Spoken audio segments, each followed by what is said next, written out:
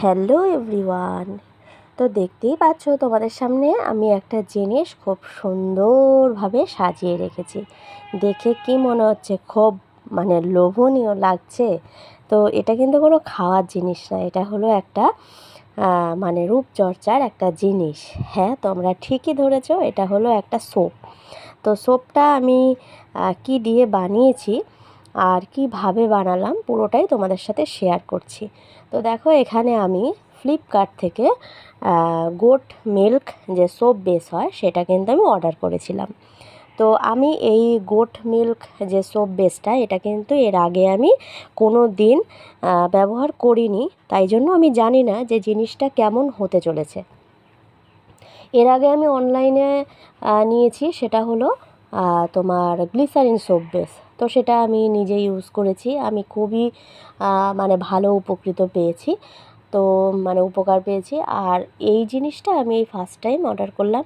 তো জিনিসটা ধরে যা দেখলাম, একেবারেই নরম হয় এই সোপ বেসটা। তো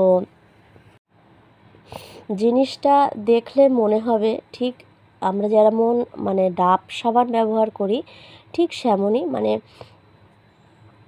নরম একদম সাবানটা। তো সোপ বেস। হ্যাঁ, তো অবশ্যই সোপ বেস এরকমভাবে পিস পিস করে কেটে নিয়ে একটা বাটির মধ্যে আমি এগুলোকে তুলে নিচ্ছি। এবারে আমি কাটছিলাম বলে আমার ছেলেও বায়না ধরেছে যে মা আমিও কাটবো। এবার আমি বললাম যে ঠিক আছে, কিন্তু খুব সাবধান, হাতে যেন না লাগে।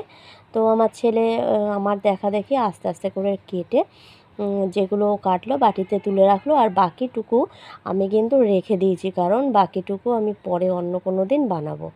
আর এইটা যেটা খুললাম, এটা দেখতেই পাচ্ছ, এটা হলো মেন ইনগ্রিডিয়েন্টস, যেটা হলো স্যাফরন।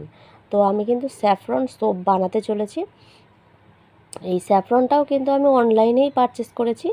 এবারে এটাকে এইভাবে দেখো কাগজে আমি মোড়াচ্ছি। তো এটাকে কিন্তু অনেকে আবার তোমার টিস্যু পেপারের মধ্যে মুড়িয়ে একটুখানি হিট দিতে হবে, একটু গরম তাওয়াতে সেঁকে নিতে হবে 1 মিনিট মতো, তাহলে জিনিসটা অ্যাক্টিভ হয়ে যাবে, স্যাফরনটা অ্যাক্টিভ হবে। তো সেই কারণে স্যাফরনটাকে একটু গরম তাওয়াতে তাপ দিয়ে নেওয়া হলো। তো তাপ দিয়ে নেওয়ার পরেই দেখতে পাচ্ছি কাগজের গায়ে একটু একটু লেগে গিয়ে স্যাফরনের যে রং সেটা কিন্তু লেগে গেছে।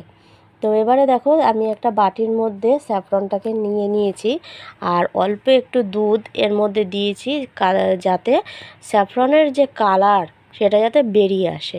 তো সেই কারণে একটু